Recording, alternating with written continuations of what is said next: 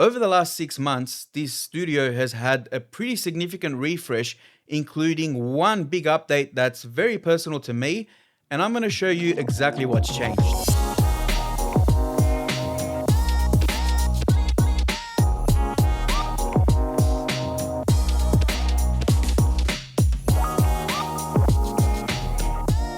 Starting with the desk setup area itself, to the left I've got an IKEA Aylex cabinet with my PC on top, which thanks to the ridiculously insane prices of components these days, hasn't seen a decent upgrade in a while, but I'll tell you what, it still more than does the job for my work and my gaming needs. The CPU's an i5-14600K, GPU's running an RTX 3060 Ti, there's 32GB of DDR4 RAM and 4TB of M.2 NVMe storage. The case itself is a Corsair 275R Airflow, which is about 8 or so years old now.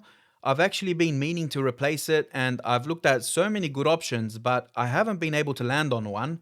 I've been looking at the Corsair 4000D series, or there is the Lian Li 217, and of course now after Computex there is more options coming, so that will eventually get replaced. On the same cabinet I've also got my Rodecaster Duo to free up some space on the main desk itself, and inside the cabinet are some of my physical game collection and some other general bits and pieces that I don't use or need very often tucked away out of sight. The main desk itself is the IKEA TROTTEN in the 160 by 80cm size with the white top and the black legs, and the biggest change to it is the monitor layout. I recently grabbed the Vivo vertical monitor mount off Amazon so I can stack two 27-inch monitors. The bottom is my main monitor, which is the LG 27GX704A-B. It's a 1440p OLED, and this monitor is the first OLED that I've ever used coming from an IPS that's just above it, and it was such a massive improvement.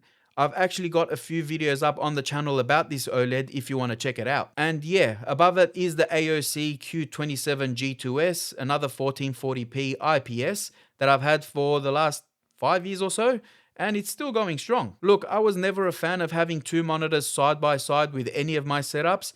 I felt like it took up too much desk space with having them both in landscape mode, so I dropped down to a single monitor setup, and that worked well for a while, but I eventually re-added a small portable monitor for the convenience factor, and if I ever got distracted while working, I told myself that I'd disconnect it and put it away, focus on work, but yeah, that never really happened.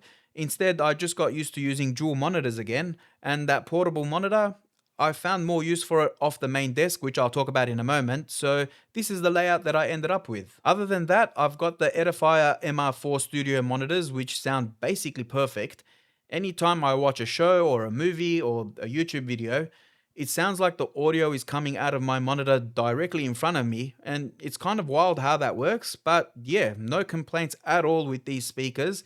They're a great mid-budget range option. To the left, I've got my Rode PSA 1 Plus boom arm, which is also new, holding my Rode pod mic that I use to record my voiceovers, which is run off the Rodecaster Duo. I used to have the pod mic on a desk stand while recording, and as you've seen, I move my hands around a lot while I speak. So you would hear every single tap or movement of the desk pick up through my recordings, which was pretty annoying. And now all of that is fixed with the boom arm because it absorbs a lot of those finger taps and vibrations. Paired with all of that, I've got my beloved Sennheiser HD599 headphones, which I use to listen back while recording, also while watching shows and movies and while gaming. And I've said it before, but I'll say it again, these are great, but they sometimes scare the absolute shit out of me. Like when I hear something unexpected in a movie or a game in the distance and it sounds like it's coming from right inside my apartment. It's amazing what open back headphones can do with sound. Now again to the left, I've got my Wavelink UTD59 dock, which is connected to my M4 MacBook Pro in the Ugreen laptop stand to the right. And it's actually made it more convenient to dock my MacBook so that I can make more use of all the peripherals in my setup, but I'm actually going to give this its own dedicated video next week because there's a lot to cover, so stay tuned for that. I've also got my Stream Deck Mini here to the side that I mainly use these days while editing or using OBS.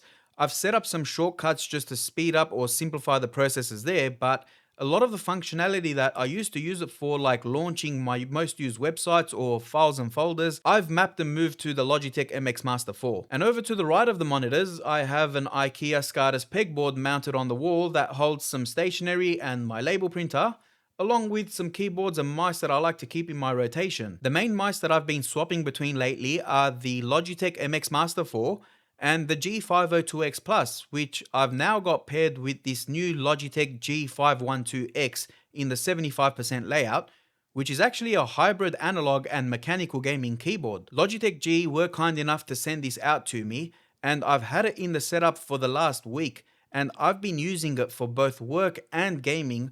And this thing is genuinely exciting because it's their first fully customizable keyboard that lets you swap between both mechanical and magnetic switches on the same keyboard. The entire left side of the keyboard has TMR analog switch compatibility, and they provide you with 9 magnetic switches that you can install to any key that you like. Naturally, for gaming, you would likely install these for the WASD keys, but you can also use a few for other crucial keys that you feel like you need to make you faster with your in-game actions. Now, what this keyboard has that is quite unique are what they call the second actuation pressure point rings that you position between your magnetic switch and your keycap. Basically, you can assign 2 actions to the same switch based on how far you press that key, and with these rings, you'll feel a tactile bump when the second trigger point activates. The easiest example that I can think of is making your in-game character walk at the first stage and run at the deeper press. You've got dual mode dial knobs on the top right that are preset to adjust your RGB lighting and your volume, which you can remap, and to the left, you've got a button to reset the board when you swap switches, and another which is an action button that'll disable certain keys from being pressed. I reckon that my favorite thing about this keyboard is the RGB light bar at the front of the frame, which when you pair it with the palm rest, it projects this nice glowing light all the way through, and it kind of looks like a sick light up slab. All of the keyboard settings, customization, and lighting options are all adjusted directly through the Logitech G Hub software, so you don't need to worry about third-party apps or websites if you've already got a few items from the G ecosystem. Now, this keyboard comes in at around 180 US and 300 Australian dollars. And for that price, you are getting a very unique looking keyboard that has literal game-changing tech. It's even got a genuinely amazing typing experience, which is the first thing that I noticed, and I loved just how smooth it was, especially as someone who does a lot of typing.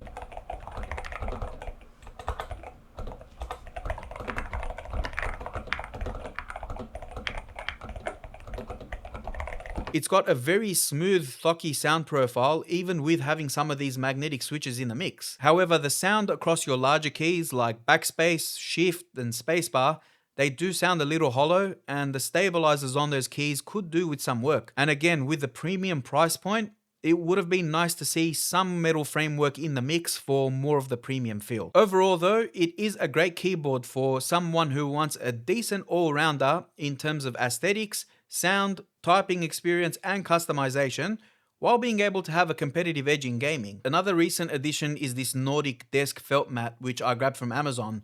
The mat itself has got some decent anti-slipping dots underneath which work well for most of the time, but the surface isn't the best for gaming mice, so I grabbed the Pulsar Paracontrol mousepad in the large size. I needed a better mousepad while gaming, and this one has been good so far, especially with my G Pro X Superlight 2 with the red obsidian skates. I've got a lot better glide and better control over my aim, but it still hasn't fixed any of my skill issues. To the right of the desk, I've got another set of IKEA Aylex drawers where I keep some more of my physical PC games. There's various cables and adapters, and all the admin side paperwork for the channel. Now, the desk and everything else in the studio is a working space, so I need to keep things not just looking nice, but I need to keep it all functional, and that's where my cable management comes in. Now, in this entire room, there's only 2 power points, and one of them is under the desk along with the Ethernet port. And to keep it as clean as I can, I've got a server trunk that runs on the ground here over to the back end of the PC cabinet. A lot of these cables run through this, and some of them break off and run up the desk legs in black cable raceways and into this AC pipe cover, which I've cut down to size and screwed to the bottom face of the desk. The best thing about this setup is that the pipe covers come on and off very easily, and it's decently deep as well, so I can easily fit a surge protector in here. along with a bunch of other cables for everything on the desk. When you look at it from the front, most of the time there's no hanging cable mess, but as I said, it is a functional space where I test out products, so sometimes you might catch a bit of a cable dangling here and there. Now over to the center of the room, I've got my TV set up, and there is a HDMI cable that runs in this cable raceway all through the trunking up to the OLED monitor, and there is a thin Ethernet cable from the PS5 to the port under the desk, and it's all tucked under the skirting boards all the way around. My TV is the TCL P7K. It's a 43-inch QLED, which I bought to upgrade my very old LCD TV before it, and the change again has been night and day, especially while you're gaming on the PS5. This P7K is going strong, unlike the TV in my living room, which I'm looking to upgrade soon. I'll actually be doing a full living room setup tour because a lot's changing in there too, so watch this space. Anyway, the studio TV, the PS5, and an air purifier are all sitting on this IKEA PS Locker, which I use to store product boxes, but I recently did a big clean out and moved them into storage to free up space for new things coming to the channel soon.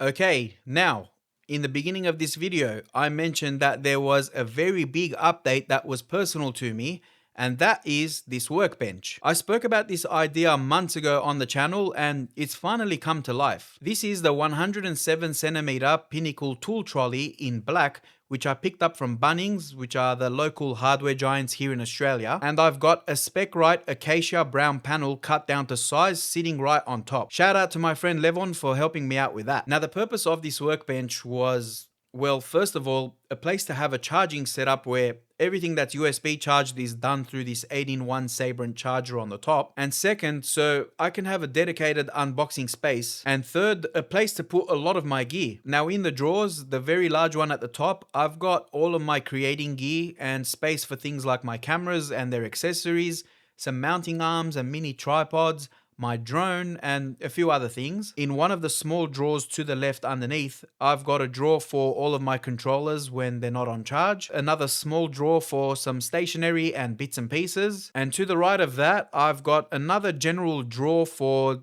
some of my older phones and some earbuds and so on. And with the larger drawers at the very bottom, on the left I've got one for all of my monitor mounting arms and brackets just in case, and to the right I've got some more boxes and products that I'm yet to unbox. Above the workbench, I've got another IKEA SKADIS Pegboard where the portable monitor now is sitting, and it's used for workbench testing or as a secondary display for my MacBook when I'm using that on the workbench, but mainly I now use it while connected to my camera to better see what I'm filming. Anyways, it's also got my PlayStation Portal resting here along with my most used charging and display cables and my Sony camera battery charger. At the top, I've got some cups for my hard drives that have all my content archived, along with some power banks and my washcloth. Now I know exactly what you're thinking.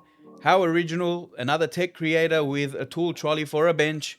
But the truth is that I spent months looking at multiple pieces from IKEA, going backwards and forwards, trying to find something with a workable surface and storage for gear, and I still landed on a tool trolley. A lot of you probably don't know this about me. I'm a mechanic by trade.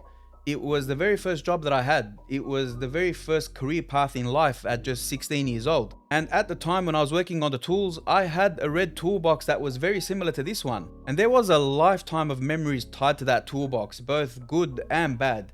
And while my life has changed a lot since then, I spent many years hating everything about cars and that industry and everything around it. But very, very recently, I've found a spark reigniting within me, like the thing that made me fall in love with cars, the thing that made me want to become a mechanic. It's starting up again, and I figured that this tool trolley would be a great way to remember all the good times while using it to build something completely new for my future.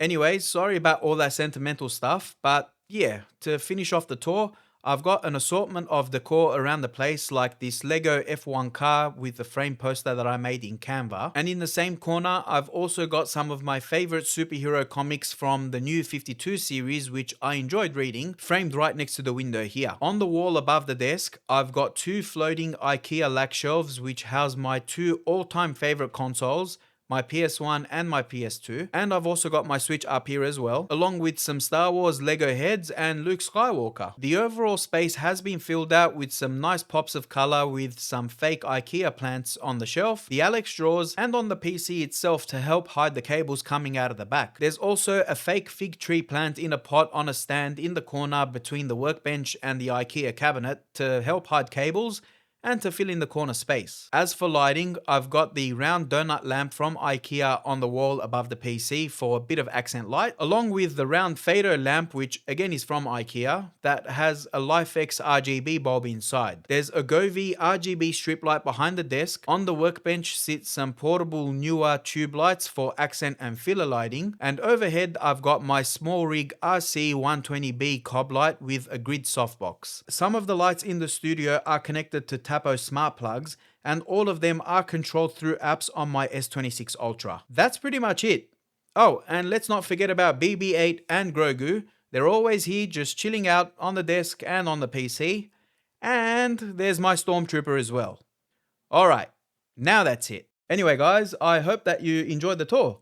I'm actually going to be doing a deeper dive into my MacBook setup that I've got connected to the same desk with the Wavelink dock and how that's actually impacted my workflow. So be sure to tune in next week to check that out. If you guys enjoyed this episode, do drop a like to let me know and leave a comment letting me know your thoughts. And yeah, subscribe to the channel if you want to see more setup content and more long-term living with tech reviews. There's a lot more coming to the channel in 2026. There's videos that's going to be dropping every single weekend.